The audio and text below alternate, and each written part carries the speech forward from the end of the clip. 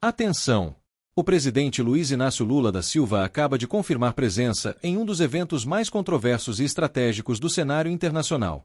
Ele vai à Rússia, a convite pessoal de Vladimir Putin, para participar das celebrações dos 80 anos da vitória da União Soviética sobre a Alemanha nazista. Mas por que essa viagem está chamando tanta atenção? O que Lula realmente pretende ao participar de uma cerimônia que, nos últimos anos, foi boicotada por quase todos os líderes democráticos do mundo? E mais, o que está por trás desse movimento ousado da diplomacia brasileira? Fique com a gente, porque o que vem a seguir é surpreendente. Convite do presidente Putin que o presidente Lula vai participar dessas celebrações pelos 80 anos da vitória contra os nazistas. Na Rússia, claro, as celebrações são em relação à vitória e aos sucessos obtidos pelo então exército da União Soviética contra a Alemanha nazista. Nós vamos agora ao vivo até Brasília com o repórter Pedro Teixeira para ter as informações, pelo menos as confirmadas, porque a informação que nós temos é que a viagem deve acontecer amanhã, mas não se sabe muito ao certo ainda o horário dessa viagem do presidente Lula. Sabemos que a comitiva vai ter muita gente, inclusive o presidente do Senado, Davi Alcolumbre. É isso, Pedro? Boa noite. Exatamente. Voo presidencial, Márcio, decola na hora que o presidente decide, não é como nós que viajamos em aviação comercial, então ainda tem uma dúvida sobre o horário que será escolhido pelo presidente Lula, se ele vai decolar amanhã à noite ou quem sabe no início da manhã da quarta-feira, com essa comitiva, contando com o presidente da Câmara dos Deputados, Hugo Motta, também o presidente do Senado, Davi Alcolumbre, além de ministros de governo que vão acompanhar o presidente Lula tanto nessa ida para a Rússia e seguem com ele para a China, que é o segundo compromisso internacional nesta viagem da presidência da República. No primeiro compromisso, o presidente participa desta celebração que o Américo trouxe as informações de 80 anos da vitória do exército da União Soviética contra a Alemanha nazista na Segunda Guerra Mundial. As celebrações acontecem na próxima sexta-feira com um desfile cívico-militar na Praça Vermelha, em Moscou, mas entre os dias 8 e 10, o presidente Lula e o presidente da Rússia, Vladimir Putin, devem se reunir, fazer as famosas reuniões bilaterais entre chefes de Estado. Na pauta, algumas questões bastante importantes para o mundo, viu, Márcio? O presidente Lula pretende conversar com o presidente russo, Vladimir Putin, sobre as possibilidades de uma solução no conflito entre Rússia e Ucrânia. O Brasil pretende novamente se colocar como uma espécie de negociador da paz para este conflito. Além disso, a diplomacia brasileira tem dito que essa é uma viagem importante para ressaltar a independência internacional do Brasil nas várias questões. Muito por conta disso, o presidente está indo à Rússia, país que tem sido evitado por vários chefes de Estado. A viagem está marcada para amanhã ou para o início da manhã da próxima quarta-feira. Márcio, volto com você. Muito obrigado, Pedro. A viagem, marcada para acontecer entre os dias 8 e 10 de maio, tem como destino final a Praça Vermelha de Moscou, onde será realizado um grandioso desfile cívico-militar, tradição histórica das celebrações do fim da Segunda Guerra Mundial. Mas o que poderia ser uma mera cerimônia de lembrança da vitória soviética contra o nazismo, ganhou contornos geopolíticos explosivos. De acordo com fontes ligadas ao Palácio do Planalto, Lula embarca com uma comitiva de peso: o presidente da Câmara dos Deputados, Hugo Motta, o presidente do Senado, Davi Alcolumbre, além de ministros e diplomatas que seguirão com o presidente também para a China, em um segundo compromisso internacional.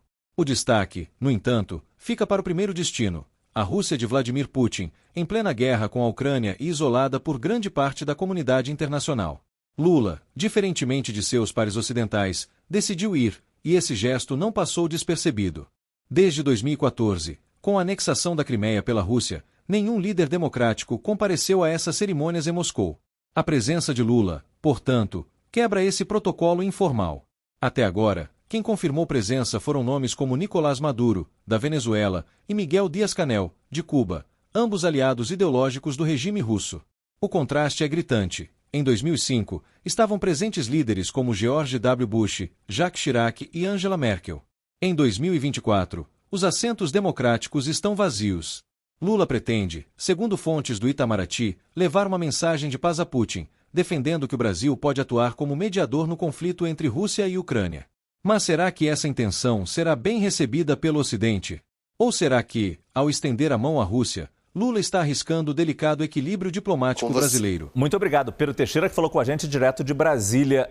Eu converso agora com o nosso analista internacional, Lorival Santana. Lorival, acho que o Pedro nos deu uma deixa perfeita, dizendo que poucos líderes mundiais estão indo para a Rússia. Eu pergunto, Lorival, e boa noite, antes de mais nada, se há algum estranhamento do presidente Lula ir participar em Moscou dessas celebrações pelos 80 anos da derrota do nazismo na Segunda Guerra Mundial. Talvez especialmente pelas companhias que ele terá entre os outros visitantes, Lorival. Boa noite. Sim, desde 2014, nenhum líder democrático vai a essas comemorações em Moscou.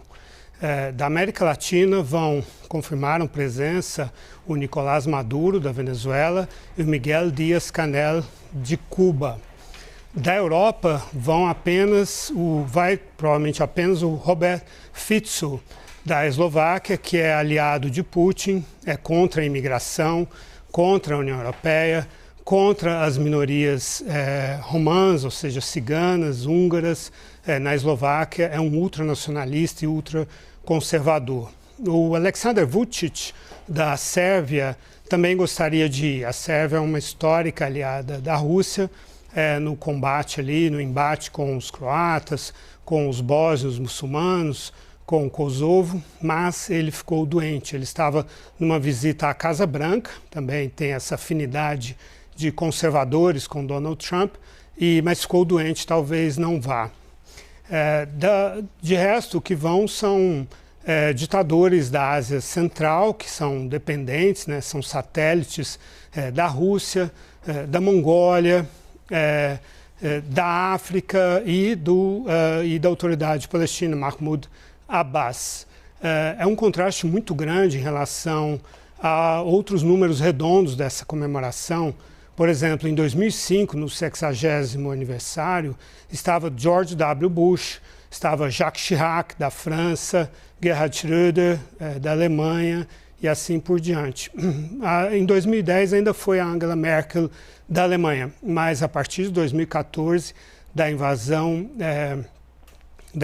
da Ucrânia, deixou de ter sentido para os europeus e para as democracias ocidentais em geral festejar essa data junto com os russos, porque é uma data que celebra a liberdade na Europa e o respeito à soberania, que foi o que a Alemanha nazista atropelou. Mas agora é o Putin que faz isso, desde 2014.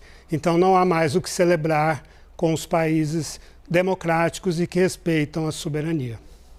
Muito obrigado, Lorival Santana. De um lado, o Brasil tenta mostrar ao mundo que tem uma diplomacia independente, sem alinhamento automático com os blocos tradicionais.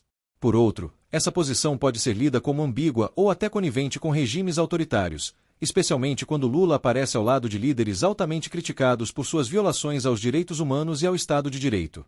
A ida à Rússia é, sim, um movimento arriscado. E o presidente sabe disso.